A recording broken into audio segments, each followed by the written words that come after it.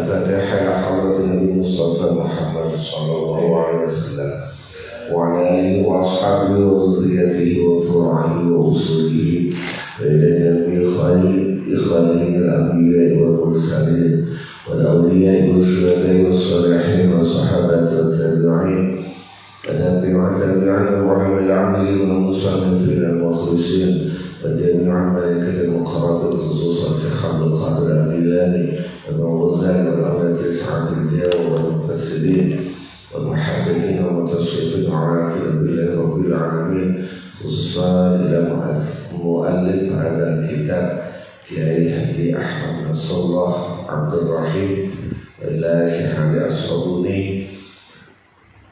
وعلى آله وأصحابه وذريته وفرعهم وأصولهم وغفرهم ورحمهم الله تعالى لهم الفاتحة.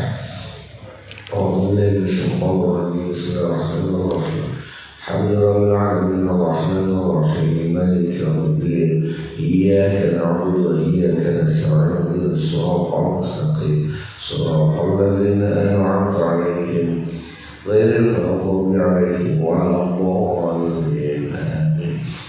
Alhamdulillah kita masih bisa tafakur angan-angan mencoba memahami beberapa ayat di Kursi Allah pada siang hari ini. Langsung awal kita masuk ayat 102 surat Al-Baqarah tentang sihir yang lagi viral. A'udzu billahi minasyaitonir rajim. Wattabi'u ma tatlu syayatin 'ala mulki Sulaiman wa ma kafara Sulaiman walakinna asy-syayatin kafaru yu'allimuna an-nasa as-sihr. Ini nanti metode yang karena ayatnya panjang. Metodenya setiap ketemu ayat yang disyarahi dalam kitab ini langsung turun. Wattaba'u lan manun. Sekilas tentang ayat sebelumnya, bahwasanya orang-orang ahlul kitab, orang-orang Yahudi, Nasrani pada waktu itu, dan bisa jadi kita umat Islam juga mengamalkan itu ketika sebagian dari mereka, ini karena kisahnya asal usulnya terhadap mereka kita sebutlah Yahudi dan Nasrani itu mulai bahkan banyak yang meninggalkan apa yang ada di dalam kitab suci mereka, dibuang, diuncal ke belakang, gak mikir belas. Dan mereka mengambil kitab-kitab yang lain. Apa itu yang diambil? Wattaba'u lan manu sapa ahlul kitab, sapa Yahudi dan Nasrani ma'in barang tatlu kang maca sapa asyayatinu biro-biro setan. Kesarahnya tadlu. Tadlu itu maknanya apa? Bermakna talaf. Maksudnya apa? Tadlu itu mudhari'un fi'il mudhari', tetapi bermakna madhi kelawan makna madhi. Fi'il yang di dalam ayat ini tadlu fi'il mudhari', tetapi maknanya adalah talaf. Para setan itu membaca. Ini ada metode membedakan antara qiraah. Qiraah itu baca, tilawah itu juga baca. Qiraah itu lebih cenderung membaca sambil memahami atau minimal angan-angan. Makanya ada iqra. Iqra itu bukan tilawah. Kalau mungkin waktu itu Nabi bilang malaikat pas ayat pertama utlu, mungkin Nabi hanya ikut karena talah itu maknanya juga membaca. Makna lain dari talah versi yang lain itu mengikuti. Jadi kalau ikra itu baca, bisa jadi dengan yang di depan ini dibaca, bisa jadi sambil diangen-angen, bisa jadi sambil dipikir, itu namanya ikra. Qiraah. Sedangkan tilawah membaca yang sambil mengikuti. Jadi kena gurune Bismillahirrahmanirrahim, muridnya juga Bismillah, itu bisa jadi disebut tilawah. Baca, iya. Nah, bahwa ini makna taklu yang dalam ayat ini, bahwa mengkola fatahu iku hikayatun wa fil mudhari, iku hikayatun, bahwa mengkofil mudhari iku hikayatun cerita lihalin madiyatin, lihalin mari keadaan madiyatin kan sudah lewat. Wal maknanya apa sih? Torohu buang sopo Yahudi Nasrani, sopo ahli kitab Allahi ing kitab Gusti Allah berupa Taurat, waro al-buhurihim ing dalam burine gegere ahli kitab, dibuat gak oleh belas, tetapi wattaba'ulan manut sopo ahli kitab kutubas sihra ing piro-piro kitab sihir, wasyuruzati lan piro-piro kitab tenun, allati kanat kan ustono iku takra'u moco ing kutubas sihri wasyuruzah sopo asyayatinu poro-poro setan. Watatahaddatsu lan cerita, waturwi lan ngriwayataken biha kelawan kutubas sihra fi ahdi Sulaiman ing dalam zamane Nabi Sulaiman. Jadi mereka ini ya, makanya kalau kita bahasa kitab yang diturunkan kepada Nabi Musa namanya kitab Taurat. Tapi kalau orang Barat menyebut Taurat atau sekarang disebut misalnya Tarot, itu adalah kitab sihir. Ada yang namanya tarot, kartu tarot. Mereka merubah. Jadi kalau kitab Tarot itu justru ilmu ramal. Kalau kitab suci mereka berubah menjadi Bible. Itu perubahan bahasa. Mereka lebih suka, bahasa kasarnya, Al-Quran itu ditinggal, lebih seneng moco kalau kita moco primbon. Primbon enggak waduh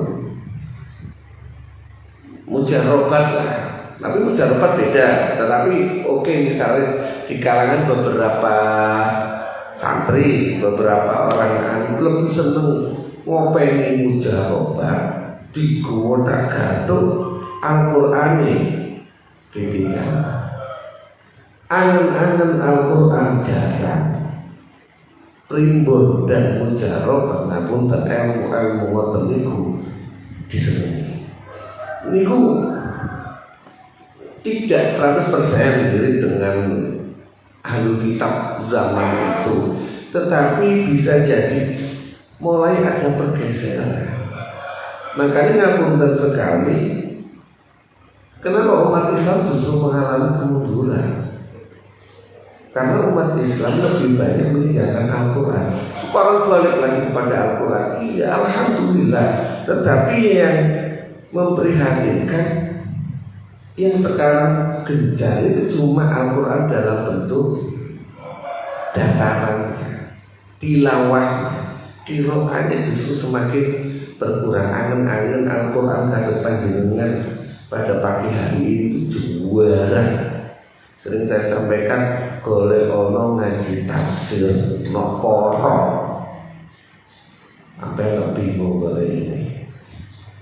Karena contoh ini, Al-Quran sudah mulai banyak ditinggalkan, lebih mengikuti kitab-kitab sihir. Sihir nanti dibahas, yang perlu saya bahas di sini syayatin dibahas. Syayatin dalam kitab lain yang dimaksud setan di sini, setan apa sih? Setan menungso, apa setan jin? Kan mata syayatin yang dibaca oleh setan. Apakah setan itu bisa baca dan masyarakat umum bisa melihat dan mengikuti? Dalam kitab tafsir yang dimaksud adalah syayatinul insi wal jin, setan-setan menungso dan setan-setan jin. Maksudnya ini yang pernah mempelajari praktek ilmu rotok klinik mungkin lebih paham daripada saya, tetapi yang saya pahami, untuk ngerti bangsa halus ahli, untuk ngerti jin itu perlu orang yang membuka dimensinya. Kita ini punya dimensi, jin itu punya dimensi. Jin itu tidak bisa masuk ke dimensi kita kalau kita yang di sini tidak buka dimensi kita untuk para makhluk itu masuk ke dalam kita. Maka gak bisa saya tiru jin tok masuk ke dalam kita, gak bisa. Tanpa saya setan yang berupa manusia itu membuka dimensi manusia. Jadi foto-foto buka baru masuk. Makanya banyak yang cerita sing iso ndelok bangsa halus niku spesial. Gak semua orang bisa melihat. Kadang-kadang cuma bahasa yang bersulap merah, halusinasi kita. Ini cerita. Ada yang pernah cerita lagi nongkrong depan masjid, kosong-kosong. Didelok, yang satu nggak punya sense, terus nggak punya negatif thinking nek uji temenan. Sing siji mergo wis punya sense ambu-ambu, titik-titik kroso dikait-kaitkan dengan gondoruo. Gondoruo begitu. Kalau kita sudah bahasa saya pakai, mohon maaf, saya pakai bahasa pesulap merah. Ketika kita sudah meyakini kenapa dukun itu, kita begitu masuk ke dalam dukun itu lebih langsung paham. Ketika seseorang sudah masuk ke rumah dukun, dia sudah percaya 50%. Sama dengan kita, nek kene wis yakin percaya, itu sudah 50%. Yang ada bayangan kita itu gondoruo. Padahal mungkin godong ketera angin, tapi berhubung otak kita sudah mikirin gondoruo, maka gondoruo padahal godong. Begitu juga misalnya iku menungso mungkin lagi nguyu dodok, lagi nguyu dodok nggawa kopiah, nggawa napa koplok topi putih diwali sing ketok kopiah pekine topi tunggal. Berhubung kita ini sudah fokusnya iki paham percaya ambek barang ngono, so iki medeni padahal menungso. Maka dimensi ini kecuali jika dimensi mereka dibuka sama kita, pecah. Ketika itu pecah, baru yang disampaikan oleh setan jin nyampe ke dunia setan menungso. Dan dimanapun juga, tapi syayatin yang baca itu setan mereka ke setan menungso. Setan yang menungso sing nyampe nang liane. bukan jin, setan, jin itu membaca semua orang ikut mendengarkan, tidak semua. Bahkan misalnya ada sekelompok orang yang mempelajari ilmu klinik, biasanya wallahu alam, percaya atau tidak, yang bisa paham, bisa menerima ucapan sang guru itu cuma satu orang. Misalnya sang guru dalam bentuk jin itu memberikan bacaan apa dan apa, sing iso iku cuma satu orang. Yang lain ya terserah percaya atau tidak sama sang guru. Maka di sini menggunakan tasru. Ya, saya suka dengan tasru itu moco yang mengikuti. Moco yang mengikuti kalau dalam bahasa jarang bisa ditulis. Kitab itu disebut mantra. Mantra itu nggak ditulis. Kalau kita baca berdasarkan hafalan, ini kata orang ya, bukan saya nggak paham, tetapi mungkin panjenengan yang lebih paham. Mantra itu jika kita baca berdasarkan rapalan, makanya dirapal, mengikuti, hafalan berdasarkan mengikuti, itu lebih kuat efeknya dibandingkan baca mantra tetapi kita baca lagi. Karena versi dalam ayat ini tadi setan jin dan setan menungso, maka pada waktu itu klinik itu sedemikian maraknya sehingga para alim ulamanya, para orang zaman dulu, alim ulamanya ahlul kitab itu hampir identik dengan klinik. Maka baru abad pertengahan muncullah ilmu sulap. Ilmu sulap magic abad pertengahan itu sebenarnya untuk menghancurkan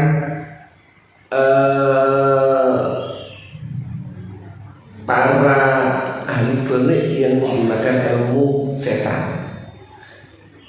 Orang abad pertengahan menggunakan sains, ilmu pengetahuan sebagai dasar magic. Jadi ini yang mungkin akhirnya yang sedang dilaksanakan oleh pesulap merah. Terus itu terjadi sebenarnya di negara barat, sudah terjadi di abad pertengahan. Ketika marak ilmu perklinikan perdukunan dihajar dengan sains, semuanya menggunakan sains. Kertas dibakar bisa, semuanya sains, bisa dipelajari dan bisa dibeli. Saya pernah dalam dunia ketika saya masih di Jakarta ngobrol-ngobrol, ada salah seorang teman itu selalu menggunakan trik-trik sulap. Kita teman-temannya penasaran, bagaimana cara bacanya? Gampang, 2 menit saya ajari kamu pasti bisa. Terus masalahnya apa? Bayar dulu. Jadi yang mahal bukan ilmunya, alatnya. Yang mahal alatnya. Kertasnya itu mahal, kertas yang bisa terbakar sendiri. Terus ada yang sendok yang menekuk sendiri, nekuk gini sendok, itu sendok khusus. Dan itu yang mahal. Masalah belajar itu gampang, 2 menit bisa. Itu karena mereka orang-orang abad pertengahan yang ingin mulai mengikis ilmu-ilmu sihir yang dulu dipraktekkan oleh banyak ahli kitab, terutama ahli kitab orang zaman Yahudi Nasrani yang masuk dalam para ulamanya, para rahibnya. Jadi kiai dulu ya, bukan ngomong kiai sekarang, kiai lebih menekankan ilmu kliniknya dibandingkan ilmu kitabnya, haji kitabnya itu dulu. Sekarang wallahu a'lam, saya belum terlalu paham. Watabau. Nah, ngetopnya itu kapan? Ala mulki Sulaiman ing atase kerajaan Nabi Sulaiman. Syarahnya ala mulki Sulaiman maksudnya apa? Ai ala ahdi mulki, tegese ing atase mongso kerajaane Nabi Sulaiman. Wa fi zamanihi lan ing dalem zamane Nabi Sulaiman. Fawala mongko lafat ala mulki Sulaiman iku ala hafi mudhafin ing atase buang mudhaf.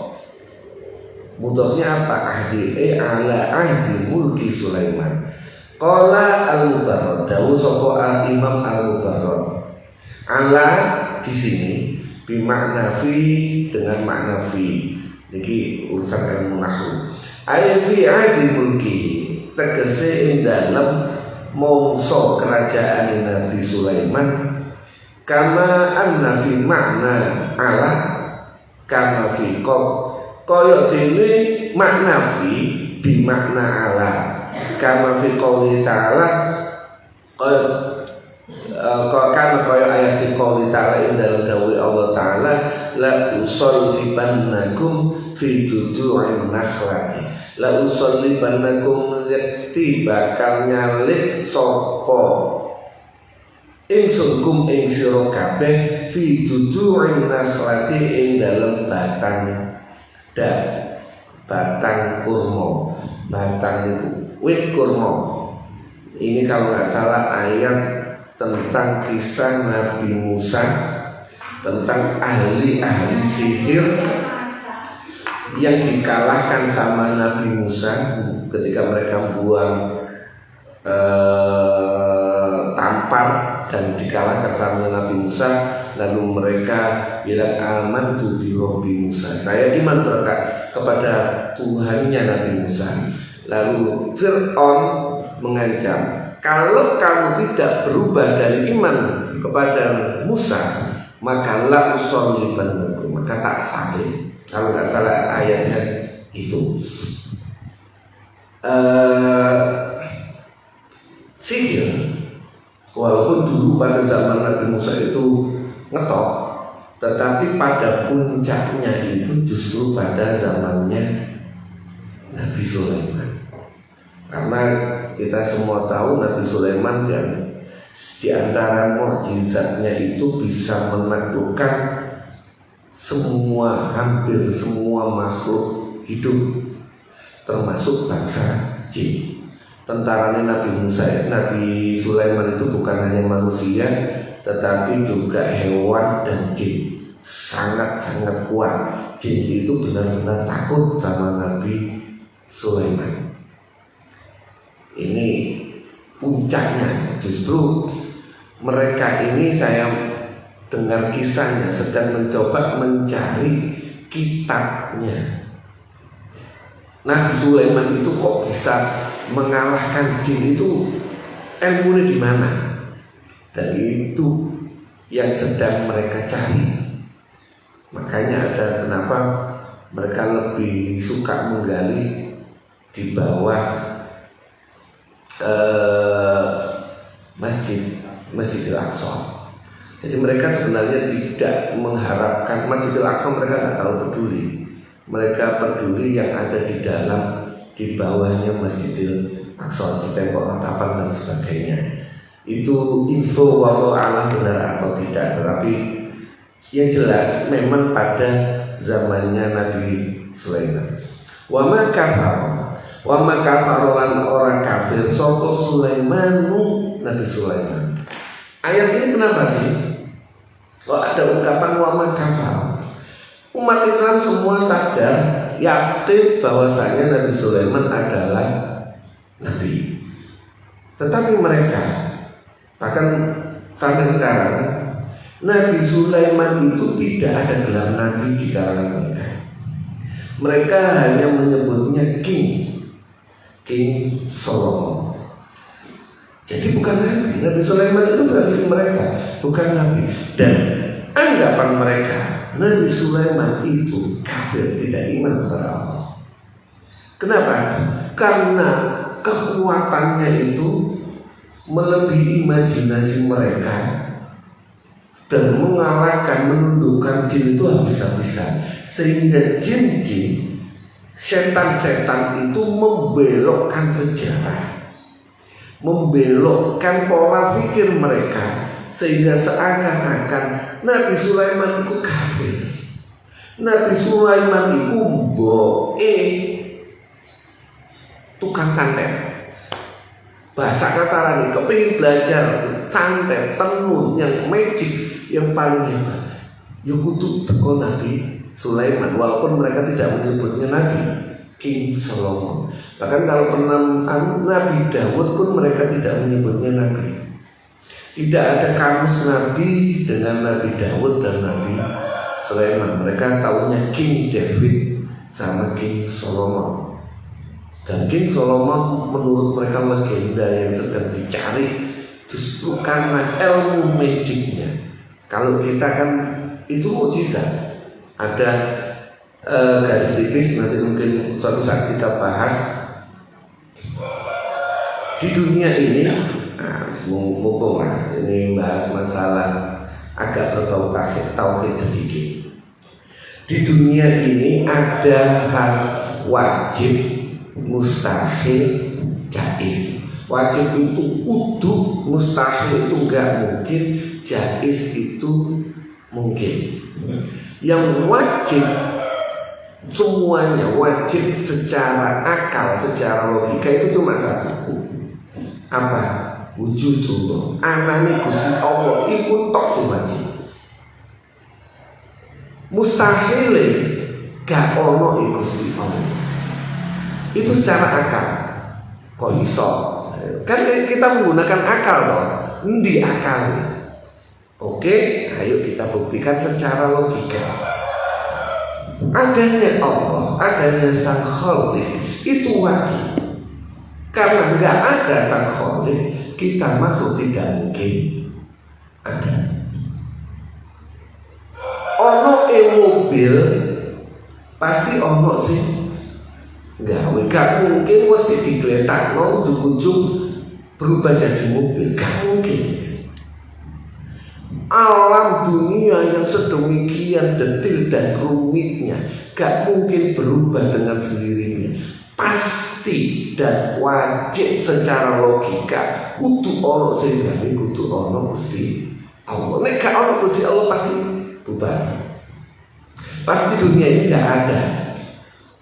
Contoh paling gampang, kalau jangan suka nonton film-film fiksi, Thor dan sebagainya, yang Thor terbaru itu menurut mereka dewa paling hebat itu kan Zeus.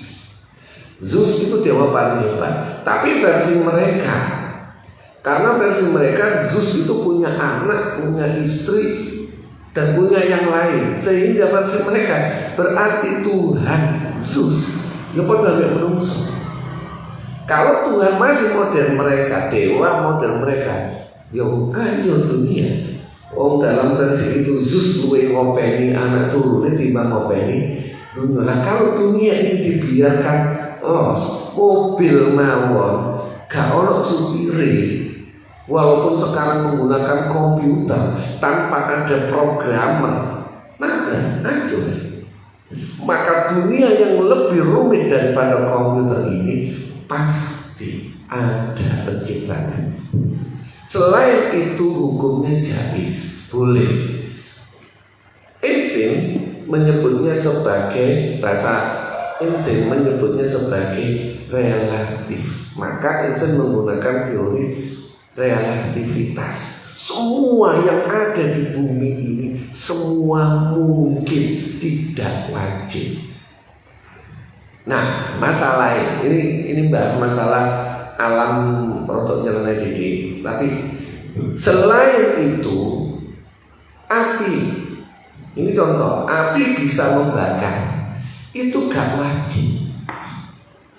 Mengapa api ono misalnya kertas dibakar api kok gak muruk, jangan bilang gak mungkin. Kita selalu kan ngomong gitu, gak mungkin uang ditembak gak mati, tembak udah dua bolong gak mati. selalu kita gak mungkin. Padahal gak usah kita, insting saja bilang itu relatif, sangat-sangat mungkin. Nah itu terjadinya apa? Nah, bahasa kalau kita tauhid, ini bahasa tauhid, itu namanya ada.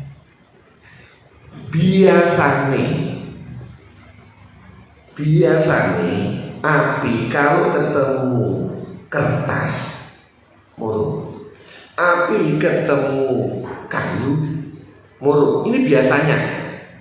Nah karena teori biasa umumnya berulang-ulang, maka dalam kitab fikih disebut al-adatul muhakamah. Sesuatu yang berulang-ulang bisa dijadikan pedoman hukum. Teori percobaan, ilmu pengetahuan itu bukan sesuatu yang pasti, relatif semua.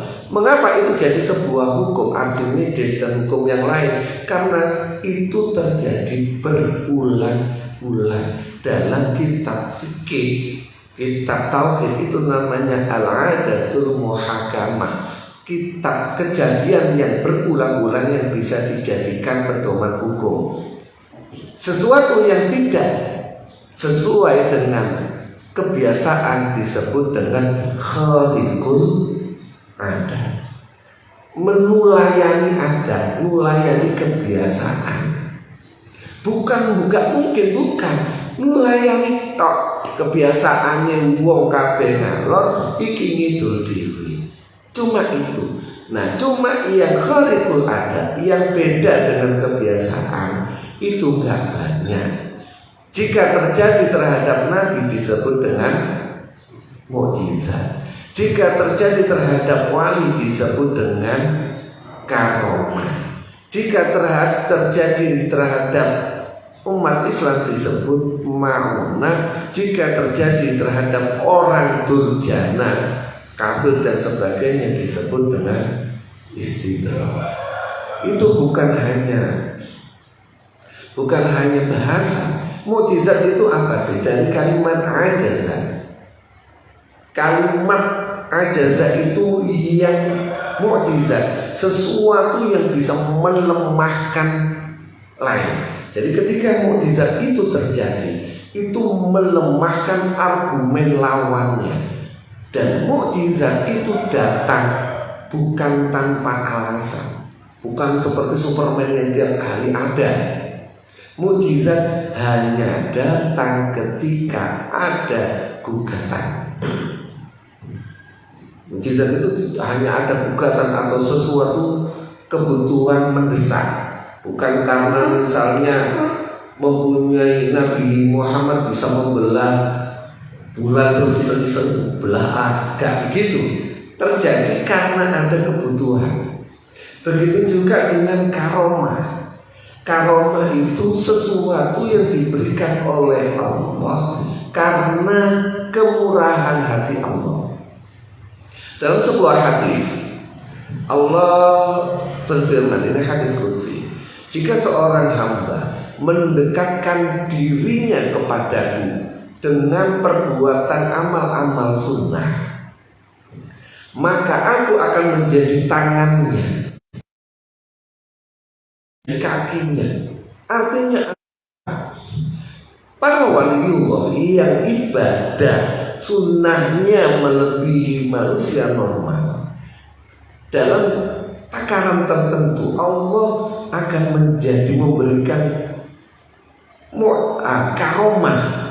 karomah kharikul adat kepada para wali.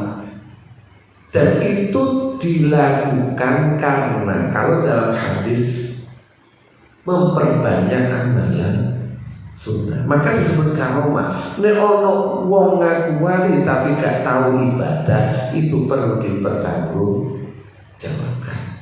Kecuali amalan zikir-zikir khafi beda. Tapi wali itu muncul justru karena amalan-amalan sunnah. Yang paling banyak justru kalau dalam kitab-kitab tasawuf sabar. Jadi makanya sabar itu bisa membuat seseorang menjadi wali. Wong nek dikani moyo terus-terusan iso sabar dan mengembalikannya kepada Allah, maka orang tersebut bisa jadi wali. Masih dudu ustaz, masih dudu gus. Itu karomah. Itu kok terlalu lebar. Terus mauna itu pertolongan. Sama kasusnya, seseorang biasa panjenengan di dalam kasus-kasus tertentu ditolongi Gusti Allah. Nah, istidroj itu dilulu. Dia tidak dilulu, dipaling sampai Gusti Allah. Apa wis tawon cek dah bejak dah rusak wis dilulu tok. Itu kasus kharqul adat yang melewati kebiasaan. Bukan nggak mungkin. Semuanya itu relatif. Makanya dalam teori ini nggak ada yang nggak mungkin. Dunia ini semua serba mungkin. As-sihr walakin nasyayatin. Nabi Sulaiman nggak kafir. Walakin nasyayatin, tetapi para setan iku kafaru kan kafir. Mereka ahli kitab ini mendapatkan bocoran dari setan kalau Nabi Sulaiman itu kafir. Enggak, Nabi Sulaiman enggak kafir. Sing kafir setane. Yu'allimuna nasa, mereka mengajari, yu'allimuna ngajari, ngulangi sapa setan. An-nasa ing manusa, as-sihra ing sihir. Mereka lah yang mengajari sihir. Sihir itu apa sih? As-sihra fil lughati, sihir di dalam bahasa iku kullu ma saben-saben barang la tofakan alus apa makhadhu nggon jupuke mak wadaqqa lan lembut. Bahasa dalam bahasa sihir itu sesuatu yang lembut, yang halus. Qala dawuh sapa al-Azhari, Imam Azhari, wa aslus sihri lan asali sihir iku sarfus syai'i, mengalihkan sesuatu an haqiqati, saking haqiqati syai' ila ghairi malin liyane syai'. Sihir itu mengalihkan sesuatu kepada yang tidak nyata. Bahasa kasarannya itu faka'anna sahiru, mongko kaya-kaya setuhune tukang sihir. Lama aro terkalane ngetokaken sapa sihir al-batila ing barang kang batil fi suratil haqqi ing dalem bentuk kang hak.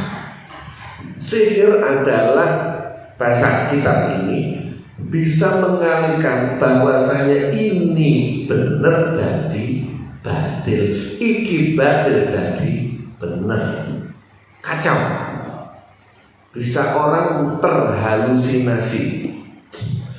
Wa khayala lan menghayalkan, menghalusinasikan asyai'a ing suwiji-wiji ala ghairi haqiqatihi ing atase sakliyane kenyataane. Sihir versi kitab ini bukan sesuatu yang nyata pada dasarnya, tapi lebih cenderung ke halusinasi. Tapi tadi seperti pada dasarnya dia itu 50% sampun percaya. Mari ngono dengan halusinasi bentuk, dengan nuansa, didukung dengan, makanya ten klinik dukun itu selalu didukung dengan apa bahasa itu nuansanya itu dibikin bau kemenyan, minyak-minyak itu khusus sehingga lebih menambah konsentrasi kita. Sing awalnya percaya 50% mlebu nang gone baik terus langsung 70%. Maka begitu sang dukun melaksanakan atraksi yang simpel saja 100%. Ketika itu percaya apa yang diucapkan dia pasti tidak percaya. Mengenai dalam kalau nggak salah hadis seseorang yang mau mendatangi dukun loh ya, mendatangi dukun itu kalau nggak salah ditolak sholatnya sekian puluh hari. Bahkan ada yang nanti dibahas statusnya adalah kafir. Seperti apa itu? Insya Allah di pertemuan selanjutnya. Karena tadi terlalu lebar bahas masalah tauhid tadi. Kenapa saya bahas itu penting? Bahwasanya itu hanya ada sesuatu yang terbiasa. Makanya abad pertengahan berubah. Kertas gaji apa-apa unsur terbakar itu hanya sains. Yang ahli sains kalau di kelas saya itu nanti Ustazah lebih paham. Sementara kita buka termin kedua untuk diskusi tanya jawab, monggo untuk baca kitabnya. Sementara siap ada pertanyaan. Khoyalah tadi failnya siapa ya? As-Sahih. Khoyalah masih di depannya. Saya.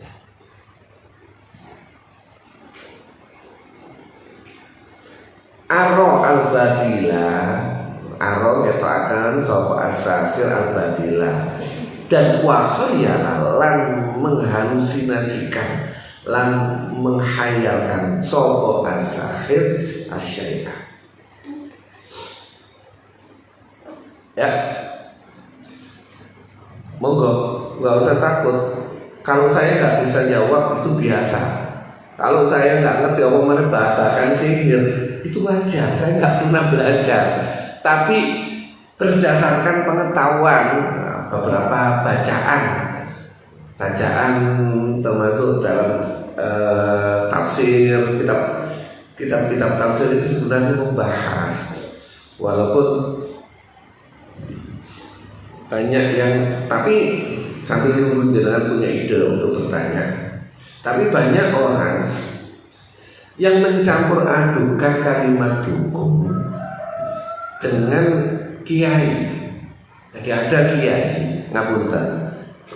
Seorang kiai itu kalau dalam bahasa Jawa, kiai itu apa sih? Kiai itu sesuatu atau manusia yang mempunyai bahasa Jawa nyoni, mempunyai wibawa. Enggak usah menungso kebuai nek duwe wibawa disebut kiai. Wonten kiai Selamat tentu Jakarta. Keris jika dia mempunyai wibawa disebut kiai. Maka dalam dunia kita tidak semua kiai itu ahli ceramah, tidak semua kiai itu ahli kitab. Ada kiai itu yang karena zikirnya, karena wiridnya, lidahnya itu manjur, bahasa idune itu mandi. Maka banyak kiai didatangi orang baik. Kita kadang menyebutnya kiai, kadang menyebutnya Gus. Datang Gus, kulo nggak ada tiang sepak sakit, nyuwun di bahasa nyuwun didongaaken kalian barokah dan yang lain. Biasanya dibawakanlah air.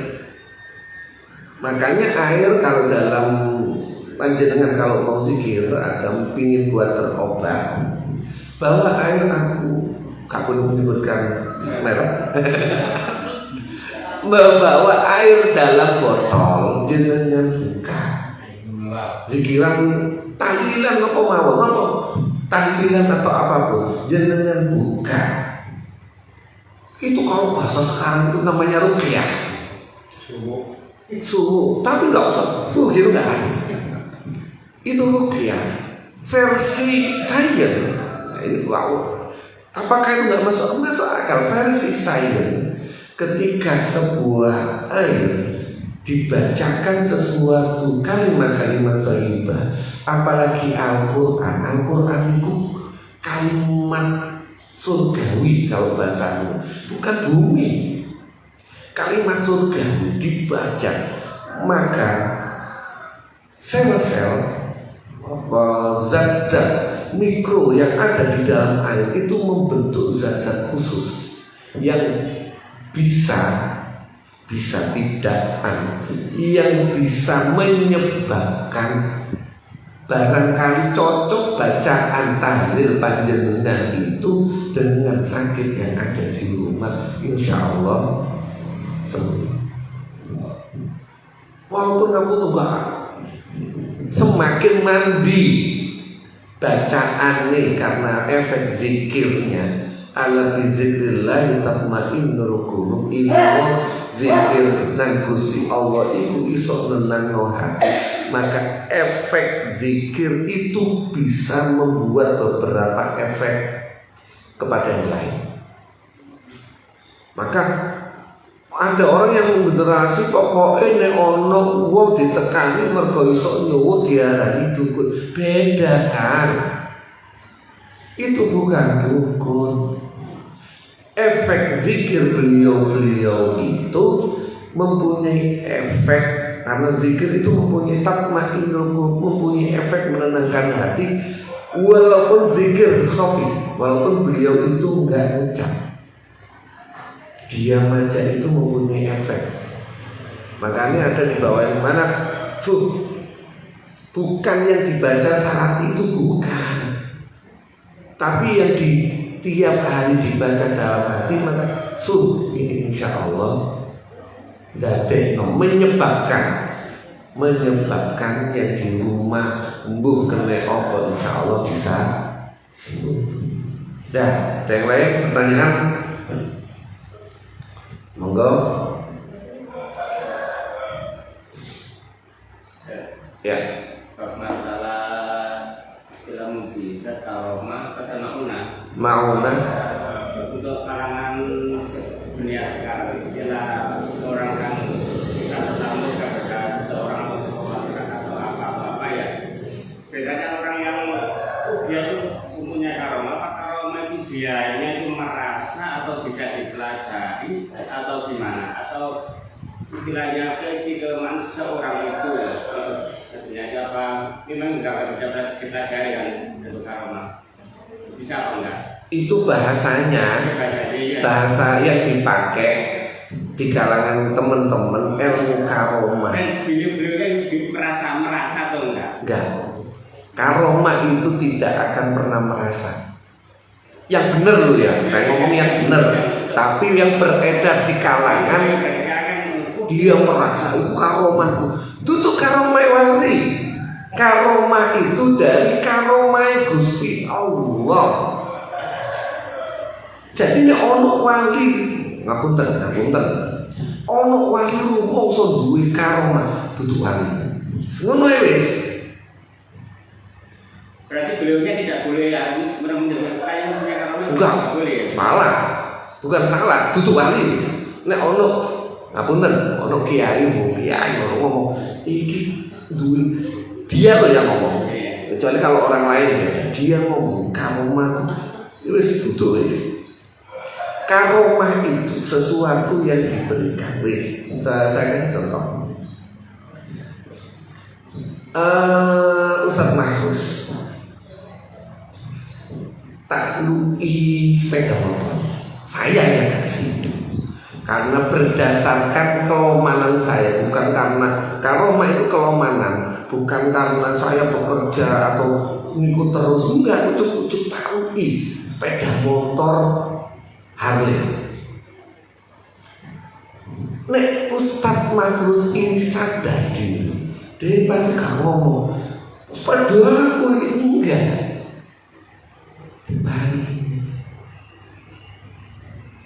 diparingi Itu adabnya wali. Karomah itu kemurahan Gusti Allah. Adab wali gak bisa begitu karomah diparingi Gusti Allah. Makanya bahasa kasarane nek ono wali ngaku iku karomah, itu wali. Itu justru panjenengan saya sering berkali-kali kita beberapa di jamaah Sifaul Qulub itu ada, dan saya feeling